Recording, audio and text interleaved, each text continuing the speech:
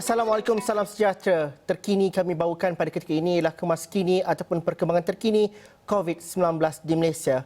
Hari ini 7 Januari 2021, 3,027 kes baharu COVID dicatatkan pada hari ini. Ini menjadikan jumlah kes aktif yang berada di sekeliling kita adalah sebanyak 25,221. Kalau dapat diambil daripada iPad, 3,027 kes baharu dicatat pada hari ini, di mana kes import hanya ada 6, kes tempatan 3,021. Kes sembuh memang banyak 2,145, tetapi jumlah kes aktif itu cukup banyak juga di sekeliling kita, ada 25,221 dengan jumlah kes di ICU 142 kes, termasuk 63 kes memerlukan bantuan alat pernafasan. Duka cita juga kita ketahui hari ini 8 kematian baru dicatatkan dengan menjadikan jumlah kematian akibat COVID-19 di negara kita 521. Sudah pasti ini diterima dengan pelbagai situasi yang berbeza. Kita merasakan satu kejutan, tapi dalam masa yang sama, adakah kita benar-benar mematuhi ataupun melakukan yang terbaik mungkin untuk mengekang penularan ini? Saya ingin bersama dengan Profesor Madya Dr. Malina Osman, pakar kesihatan awam daripada Universiti Putra Malaysia, yang sentiasa memberikan pandangan dan juga pengetahuan serta pendapat beliau apabila kita bercerita mengenai COVID-19 sejak bulan Mac yang lalu. Dr. Malina, bagaimana reaksi awal Dr. Malina sebagai seorang pakar kesihatan awam? 3,027 kes baharu pada hari ini. Adakah ini satu kebiasaan baru pada kita? Kerana apabila dahulu kluster di Seri Petaling itu pada hari pertama kita mendapat tahu ada sebanyak 159 kes baru, kita cukup terkejut pada ketika itu. Adakah kita sudah berbeza pada hari ini, Dr. Malina? Okey, untuk menjawab soalan tu kita lihat dulu situasi kita secara keseluruhannya ya. Angka catatan hari ini melebihi 25,000 ya. Paling tinggi pada bulan April tahun lepas pun kita hanya mencatatkan sehingga 2,500 ya. Maksudnya pada hari ini kita telah mendapat kita telah mengalami situasi yang mana kita mempunyai nilai kumulatif kes aktif 10 kali ganda ya berbanding tahun lepas. Pada pandangan saya, pada keadaan ini, bagi saya lah sebagai seorang peramal perubatan dan juga para doktor dan para barisan hadapan ya, keadaan agak membimbangkan ya, kerana kita perlu melihat pada situasi sistem perkhidmatan kita. Semalam Tan Sri Datuk Sri DG telah menyatakan bahawa sistem perkhidmatan kita diambang kritikal. Meskipun bila kita secara umum ya, bila kita lihat masyarakat mengetahui berita dari masa ke semasa, bagi saya bila angka dah meningkat melebihi 3,000 ni, ia bagi saya bukan lagi satu kebiasaan yang pernah kita lalui ya. Walaupun kita tidak hanya melihat kepada angka kes baru saja, tapi secara keseluruhan, tapi ini memberikan gambaran sebenarnya dalam tempoh 1-2 minggu akan datang bagaimana keadaannya sekiranya kita tidak mengambil langkah tegas ya mulai sekarang. Maksud saya, kita tidak boleh hanya melihat pada keadaan sekeliling saja, pada data saja, ataupun terus menyalahkan antara satu sama lain. Tapi mulai hari ini kita semua perlu mengambil langkah positif untuk membantu mengurangkan ya bebanan barisan anggota hadapan dalam menghadapi kemelut yang sangat getir ini. Apa yang kita bimbang ialah kelumpuhan sistem perkhidmatan dan tidak dapat memberikan perkhidmatan kepada individu-individu yang bukan COVID.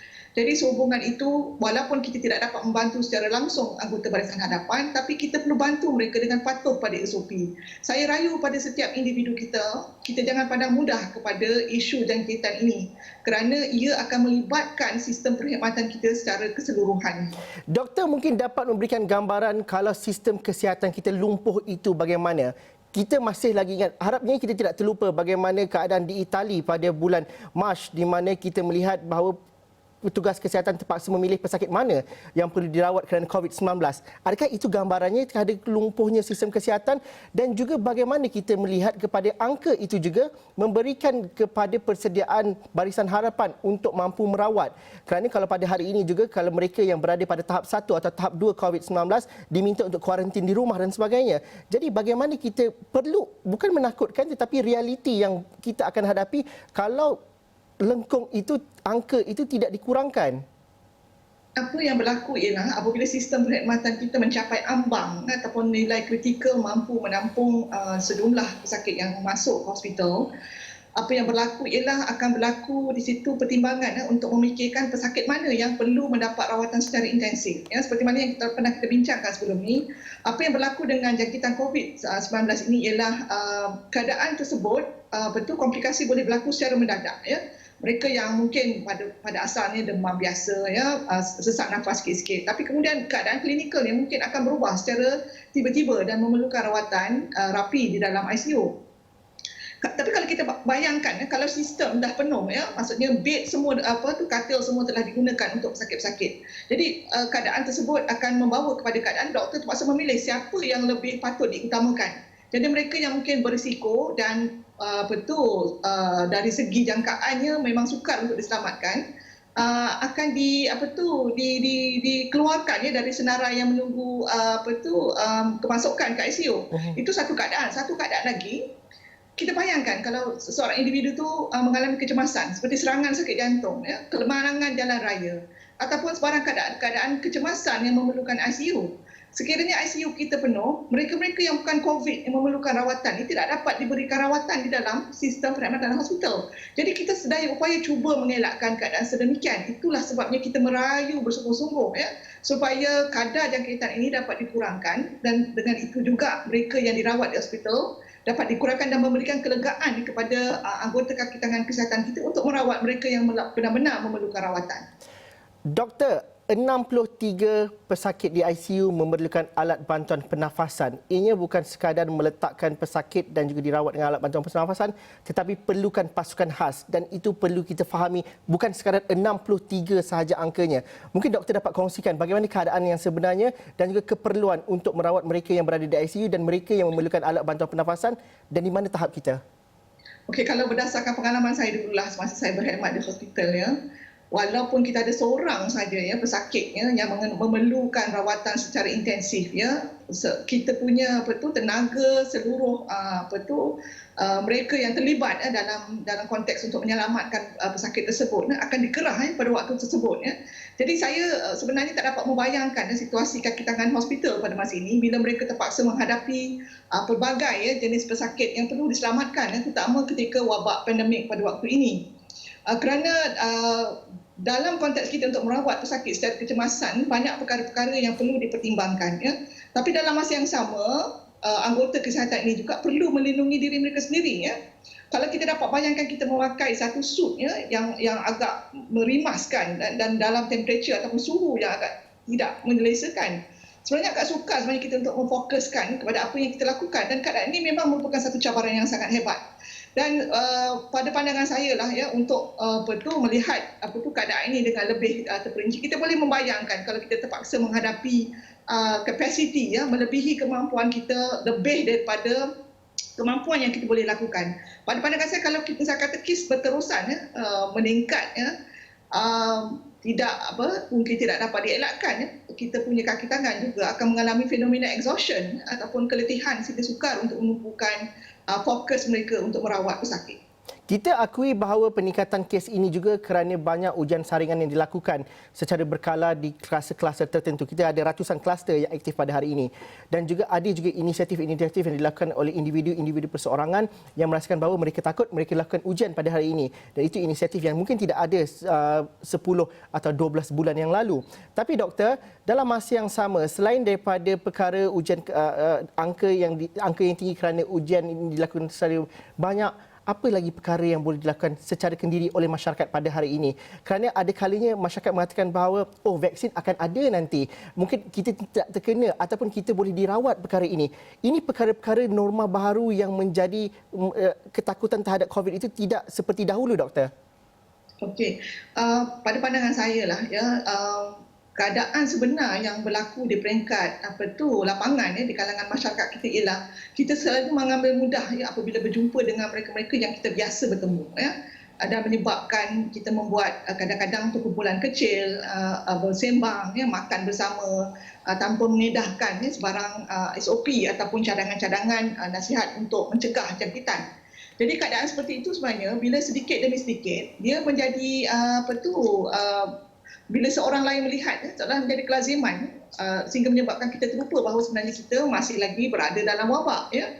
Jadi untuk itulah ya, seperti yang mana kita tahu, selain daripada saringan yang sekarang semakin kerap, dan juga kepatuhan SOP yang agak merudum ya, menyebabkan peningkatan kes, kita ada juga kes yang mana mereka mendapatkan saringan di hospital ataupun klinik swasta ya.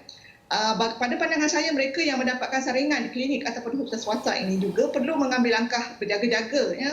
Sekiranya mereka perlu kuarantinlah di rumah ya, untuk mengambil langkah yang berkenaan. Jangan pula sebab tunggu buat di hospital swasta, masih lagi menunggu ya arahan daripada hospital kerajaan untuk melakukan tindakan yang seterusnya. Jadi keadaan itu sebenarnya boleh dilakukan sendiri dengan melihat semua pamphlet atau risalah ataupun nasihat-nasihat telah diberikan sebelum ini. Sebab saya dapati agak signifikan juga jumlah mereka yang mendapatkan saringan di swasta, tapi tidak mengikut SOP yang sebenar ya. Jadi bila ada yang positif tu, mungkin mereka juga akan menyebarkan kepada individu yang lain. Dalam konteks sekarang ni, apa yang saya boleh cadangkan jugalah ya, secara drastiknya serta-merta saya mohonlah supaya mereka yang telah merancang untuk melakukan majlis ya, keramaian, kenduri dan sebagainya perlu membuat modifikasi untuk mengelakkan tularan di peringkat komuniti. Maksud saya, sekiranya kita telah merancang untuk majlis perkahwinan ya, bagi saya perlu dibatalkan sebarang acara makan-makan di dalam majlis tersebut. Mungkin boleh kita cadangkan untuk tuan rumah menyediakan bungkusan makanan ya. Kita masih lagi meneruskan majlis tersebut, tapi elakkan sebarang potensi untuk masyarakat berkumpul.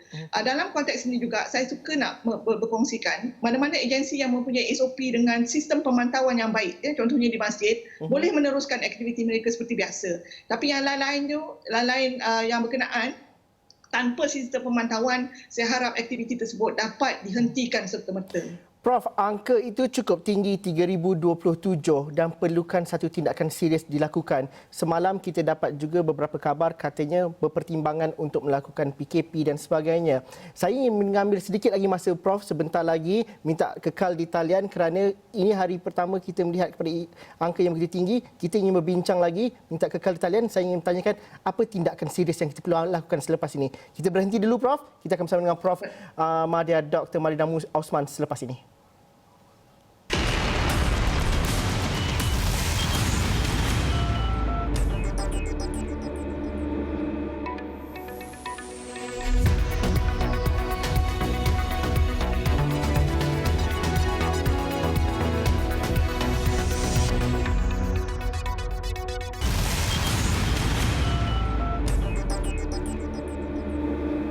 (3027) itu angka kes positif terbaru pada hari ini COVID-19. Saya rasa anda juga terkejut, anda juga berkongsikan di media sosial, tapi apa yang mampu kita lakukan juga. Tan Sri Dr. Nur Hisham juga berkongsikan di Twitter beliau, penularan ataupun jumlah kes mengikut negeri. Kalau dilihat pada hari ini, pertambahan kes yang cukup signifikan di negeri Johor sebanyak 1,103 kes yang dicatat di negeri Johor. Di Selangor 706 kes lagi dikesan.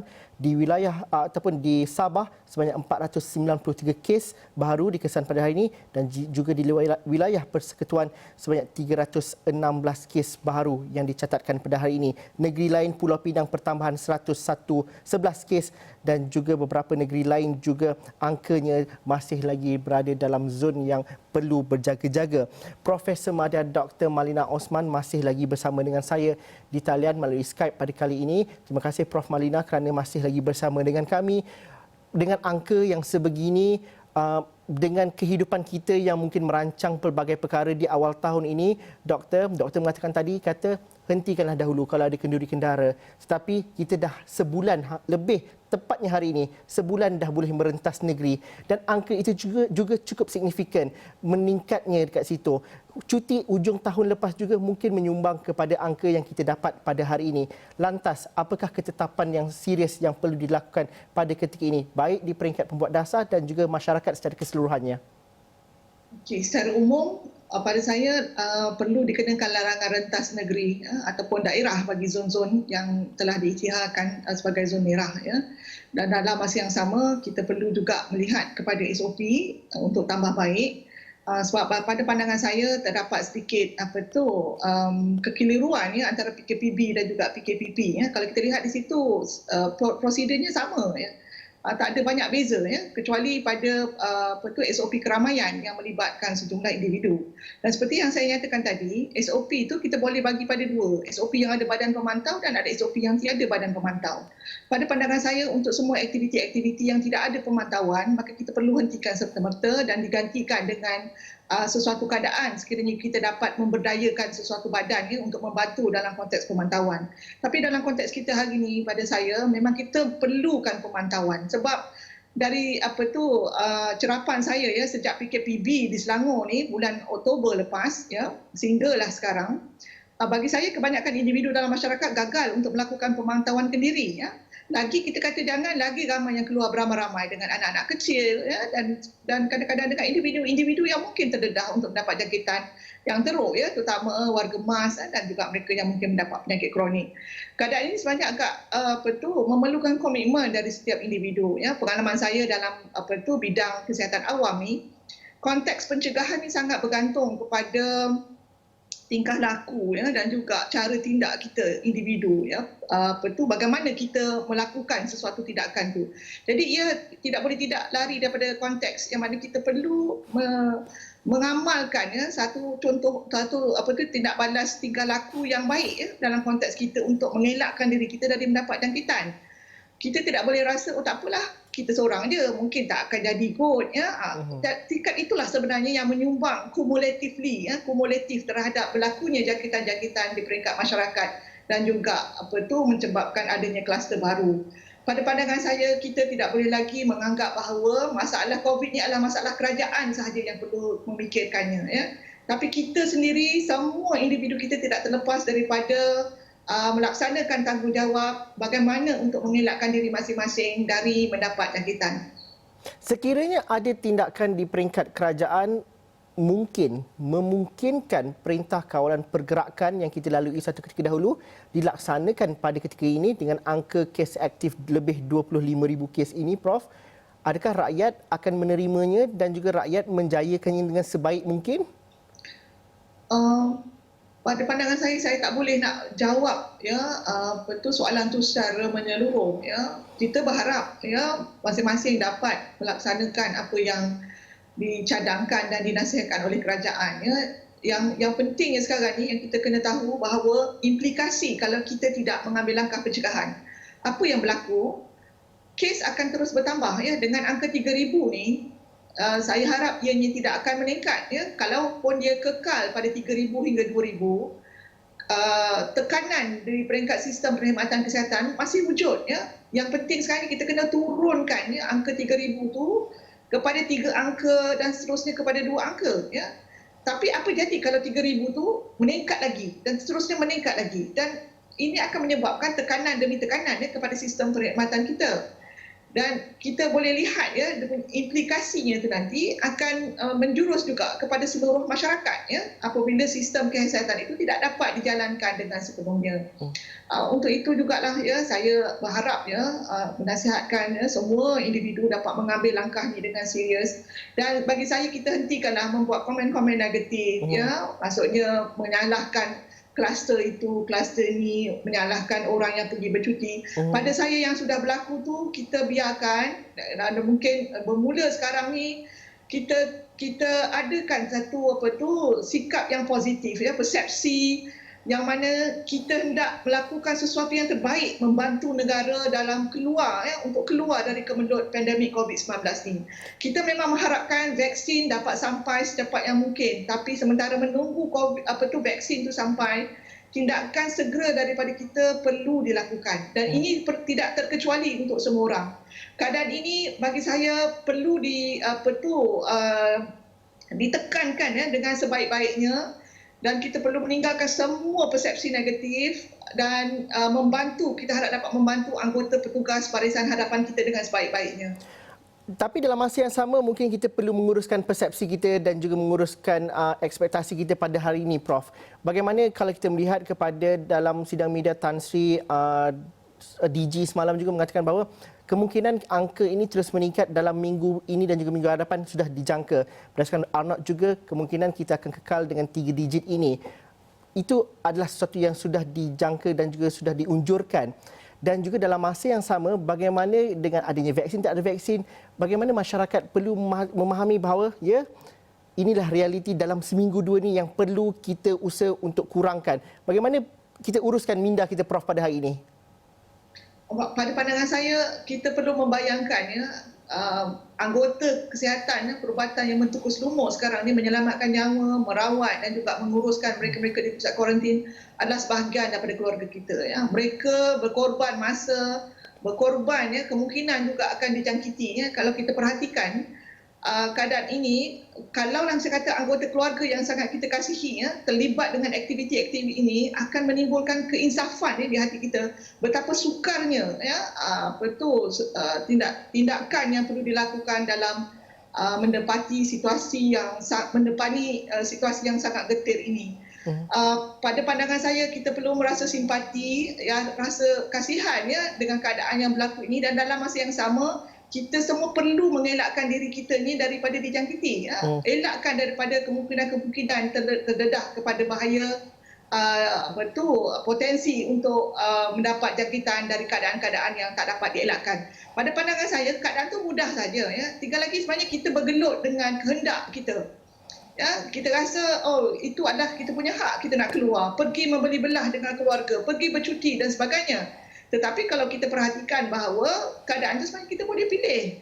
Kita boleh menunggu sekejap. Tak lama lagi pun, insyaAllah sebulan dengan 2 bulan ni. Kalau kita boleh menunggu sehingga bulan Mac, April tahun lepas, hampir 10 bulan hingga ke bulan ni, insyaAllah dalam sebulan 2 nanti apabila vaksin dan kita harapkan kes dapat diturunkan, kita harap kita semua dapat meneruskan komitmen untuk patuh kepada apa yang sepatutnya kita lakukan. Kita jangan anggap isu ni adalah isu orang lain. Ini adalah isu kita. Mereka semua adalah keluarga kita yang perlu kita pelihara dan jaga. Dan dalam masa yang sama juga, vaksin bukanlah penyelesaian utama pada waktu ini. Benar, Prof? Betul.